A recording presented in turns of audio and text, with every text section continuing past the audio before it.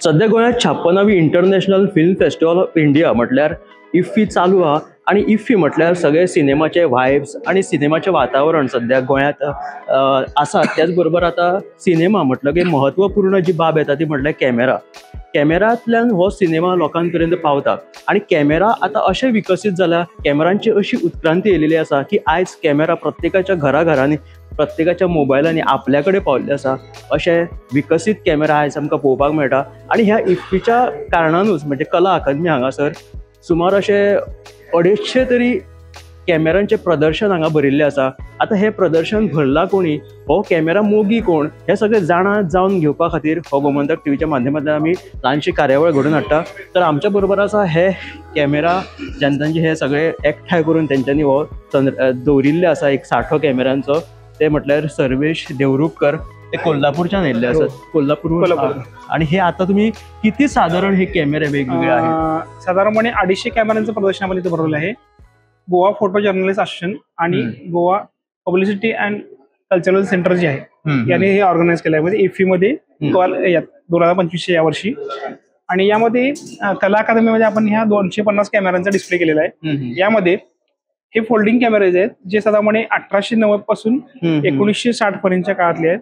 यात बरेच वेगवेगळे मॉडेल्स आहेत, बरेच वेगवेगळ्या कंपन्यांची मॉडेल्स आहेत. त्यानंतर आपण जर पुढे आलो तर हे 1900 ते साधारणपणे 1950 पर्यंतचे बॉक्स कॅमेराज आहेत ज्याच्यामध्ये हे बेसिक किंवा अमेचर म्हणून समजले जातात. म्हणजे यात जास्त काही सेटिंग नाही आहेत, हे फक्त हौशी लोकांसाठी किंवा यासाठी वापरले जातात असे कॅमेरे आहेत. म्हणजे हे आम्ही आधी कॅमेरे आता मोबाईल कसे आपण युज करतो तसे हे बेसिक खाजगी पर्सनल यूज. अच्छा. मग आपल्याकडे हे छोटे कॅमेरे त्यानंतर आपल्याकडे मोठे कॅमेरे सुद्धा आहेत. म्हणजे असे कॅमेरे आहेत आपल्याकडे आहेत की ज्याने सिनेमा शूट झालाय असे? सिनेमा असं नाही, फिल्म साठीचे आहेत माझ्याकडे काही मोजके कॅमेरे. पण हा जो कॅमेरा आहे हा व्ह्यू कॅमेरा आहे. यामध्ये इथून तुम्हाला फोकस केलं जातं आणि समोर इमेज दिसते तुम्हाला. अच्छा.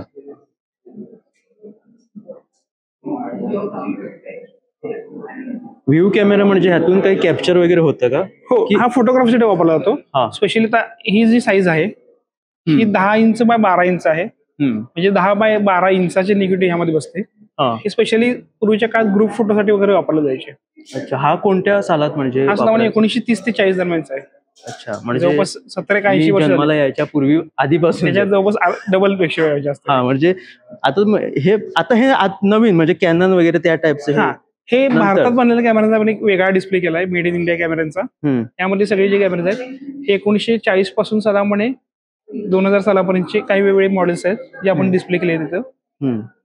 यामध्ये अक्वाचा बॉक्स कॅमेरा आहे, एस कॅमेराचा शुअर फ्लेक्स आहे, अक्वा क्लिक 3 आहे, क्लिक 4 आहे, गिअर बॉक्स आहे. हे साधारण आम्हाला आता 80 सालात वगैरे दिसणार. आता हे 1940 ते 50 काळातले आहेत. हे 60 ते 70 दरम्यानचे आहेत.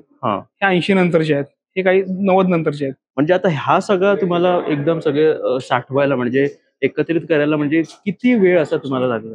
साधारणपणे 50 वर्ष झाली आपलं हे कलेक्शन चालू आहे. वडिलांपासून त्यांना कसं ते फोटोग्राफी असल्यामुळे त्यांना या गोष्टीची आवड निर्माण झाली आणि त्यानंतर त्यांनी कॅमेरे गोळा करण्यास सुरुवात केली. अच्छा.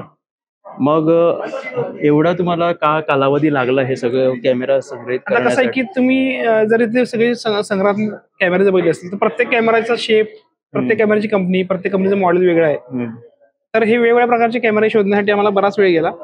यामध्ये 100 भर कंपन्यांचे कॅमेरे आहेत. अच्छा. आणि जवळपास आता आपण डिस्प्ले केल्यामध्ये 250 कॅमेऱ्यामध्ये वेगवेगळ्या प्रकारचे म्हणजे SLR, range finder, TLR, view कॅमेरे, बॉक्स कॅमेरे, फोल्डिंग कॅमेरे, एवढे सगळे कॅमेरे करण्याला एवढा कालावधी तो लागलाच तुम्हाला. पण त्यानंतर तुम्हाला समजा हे एवढ्या किंमत पण तशी असेल म्हणजे तसा निधी पण तुम्हाला पाहिजे. मग त्याचा काय तुम्ही सगळं घडवून आणलं? तर यामध्ये कसं आहे की यात बरेचसे कॅमेरे आपले जे वापरातले आहेत, आपण वापरातले कॅमेरे पुढे सेल नाही केले. जशी टेक्नॉलॉजी अपडेट होत गेली तसे आपण ते कॅमेरे संग्रहित ठेवत गेलो. अच्छा. तर यामध्ये कसं आहे की आपण जवळपास वडिलांपासून म्हणजे 1968 सालापासून फोटोग्राफीमध्ये आहे. म्हणजे वडील जवळपास 1968 साली फोटोग्राफी सुरुवात केली गेली. तर त्यामध्ये त्यांनी त्यांच्या वापरातले कॅमेरे संग्रह करण्यास सुरुवात केली. त्यात त्यांना आवड निर्माण झाली आणि ते कॅमेरे हळूहळू वाढत गेले. त्यानंतर जवळपास मागची 20 वर्ष मी ह्या गोष्टीत लक्ष घातलंय आणि या 20 वर्षात बरीचशी वेगवेगळी मॉडेल्स आली आपल्याकडे. आता यामध्ये कसं आहे की तुम्ही बघितलं असतं तर जवळपास सगळी मॉडेल्स दिसायला वेगवेगळी आहेत. हो हो, एकसारखं कुठलंही नाहीये. बरोबर. तर ह्यामुळे ह्या गोष्टी गोळा करायला खूप वेळ गेला आपला. जवळपास 50 वर्षापेक्षा जास्त काळ आपण हे संग्रह करतोय. आणि यामध्ये विविध प्रकारची वेगवेगळी मॉडेल्स, वेगवेगळ्या शेप मधले, वेगवेगळ्या कलर्सचे, वेगवेगळ्या आकाराचे, वेगवेगळ्या कंपन्यांचे, वेगवेगळ्या देशातील कॅमेऱ्यांचा संग्रह आहे आपला. आता इथं जे कॅमेरे आहेत हे सगळे मूव्ही कॅमेरे आहेत. आणि आपण पाहू शकतो हे फिल्म प्रोजेक्टर आहे. हा मूव्ही कॅमेरे जे आहेत हे सगळे वर्किंग मध्ये आहेत. यांना चावी द्यावी लागते. हे आपण वापरू शकतो. हो, वापरू शकतो. इथं ओपन होतं, इथे फिल्म बसते अशी आणि पूर्णपणे वर्किंग आहेत.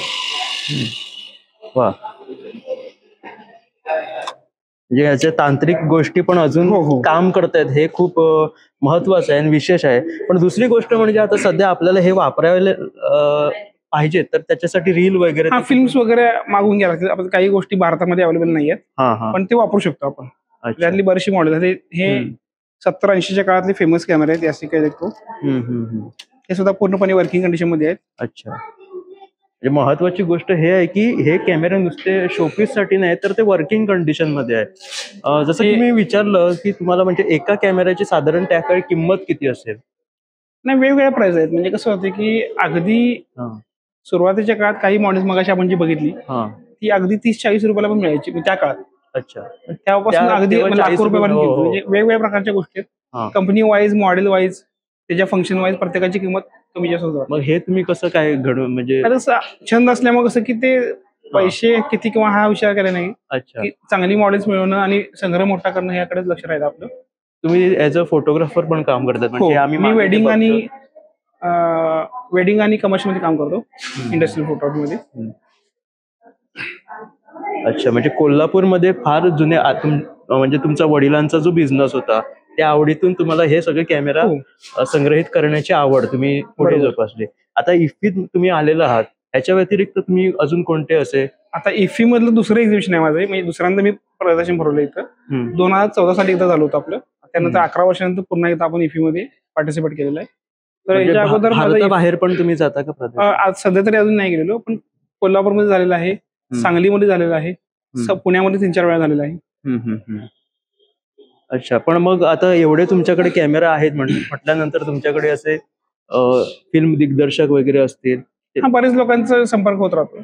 अच्छा, आता तर कॅमेरा आपल्या मोबाईल मध्ये पण आले आहेत. म्हणजे तो काळ आणि आताचा काळ, म्हणजे त्यामध्ये कसं आहे की तुम्ही जर बघायला गेला तर यांचे शेप बघा. आता हे TLR म्हणून प्रकार आहे, या ट्विन लेन्स रिफ्लेक्स. म्हणजे कसं होते, ज्या लेन्स मधून तुम्ही बघता ती बघण्याची लेन्स वेगळी आहे आणि फोटो काढण्यासाठी लेन्स वेगळी आहे. त्यामध्ये काय होतं की एका लेन्स मध्ये बघलं जातं आणि एका लेन्स मध्ये फोटो काढला जातो. थोडासा वेगळा प्रकार आहे.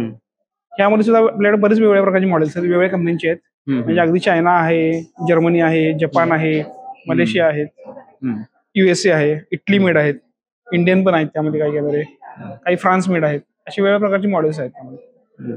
म्हणजे दादासाहेब फाळकेंनी जो कॅमेरा वापरला होता, जो आम्हाला पिक्चर मध्ये दिसला वगैरे, तसा काही कॅमेरा वगैरे आहे का आपल्याकडे? नाही, फिल्म मधले माझ्याकडे कॅमेरा जास्त नाही. शक्यतो फोटोचे कॅमेरे माझ्याकडे जास्त करून. अच्छा, फिल्म मेकिंगचे कॅमेरा माझ्याकडे थोडे, मी 8mm मधले फक्त सिरीज ठेवली आपण त्यामध्ये. अच्छा, सो आता तुम्ही हे सगळे इन्स्टंट मधले कॅमेरे आहेत, म्हणजे लगेच प्रिंट येणाऱ्या मधली मॉडेल्स आहेत हे. अच्छा, म्हणजे ते आपण कुठेही चांगल्या लगेच ठिकाणी भेट देतो, म्हणजे त्यावेळी जे इन्स्टंट फोटो मिळतात त्यातले हे आहेत. त्यात अशी फोल्डिंगची मॉडेल्स आहेत. हा एवढा मोठा कॅमेरा आहे, पण हा फोल्ड केला की छोट्याशा वही एवढा होऊन जातो. अच्छा, एवढा फोल्ड करतो. मग ह्यातून ते आपलं हे वगैरे टाकून रील वगैरे नाही, याला इन्स्टंटची फिल्म असते जी इथं बसते आणि तुम्ही इथे घातल्यानंतर ही इकडून प्रिंट बाहेर. अच्छा, आता तुम्ही काही सुरुवातीची मॉडेल्स आहेत. यामध्ये मग SLR कॅमेराज आहेत. सुरुवातीचा जगातला पहिला SLR सुद्धा आपल्या कलेक्शन मध्ये आहे. निकॉनचा पहिला F आहे, पेंटेक्स आहेत. अशी बरीचशी मॉडेल्स आपल्याला डिस्प्ले केलेली आहेत. पण आता मोबाईल मध्ये जसे काय फोटोग्राफी आम्ही आता करतो, खूप जण म्हणजे आयफोन्स आले किंवा वेगवेगळे प्रकारचे मोबाईल्स आहेत, त्यामुळे तुम्हाला काय वाटतं की हे फोटो कॅमेरे जे आहेत त्याच्यावरती काही त्याचा परिणाम झाला आहे का? नाही, फोटोग्राफीवर निश्चित परिणाम झालाय टेक्नॉलॉजीमुळे. शेवटी टेक्नॉलॉजी तुम्ही थांबवू शकत नाही, पण ते घेऊन ती आत्मसात करून पुढे जाणं हे महत्वाचा विषय आहे. पण कसं झालं की एक काळ असा गेलाय ज्यामध्ये ह्या गोष्टींचं खूप महत्वाचं योगदान आहे. आणि नवीन जनरेशनला माहिती व्हावी की पूर्वीचं कसं फोटोग्राफी क्षेत्र होतं, कसे बदल होत गेले, कसे कॅमेऱ्यांची डेव्हलपमेंट होत गेली, यासाठी आपला हा संग्रह आहे की लोकांनी पाहावं, लोकांना त्या गोष्टीतून माहिती मिळावी, असा आपला उद्देश असतो त्यामध्ये. म्हणजे मोबाईल जे आहेत ते कॅमेरावरती हावी झालेले आहेत. मोबाईल हवी झालेले नाहीत, पण कसं होते काही किरकोळ गोष्टीमध्ये मला काम चालून जातं त्यामध्ये. अच्छा. प्रोफेशनल सारखे रिझल्ट होत आहेत डेव्हलप, नाही असं नाही. टेक्नॉलॉजी डेव्हलप होते, काम होते, पण शेवटी दोन्ही गोष्टीमध्ये कंपॅरिझन करायला गेला तर तुम्हाला कसं मोबाईल थोडेसे मागच राहणार आहेत.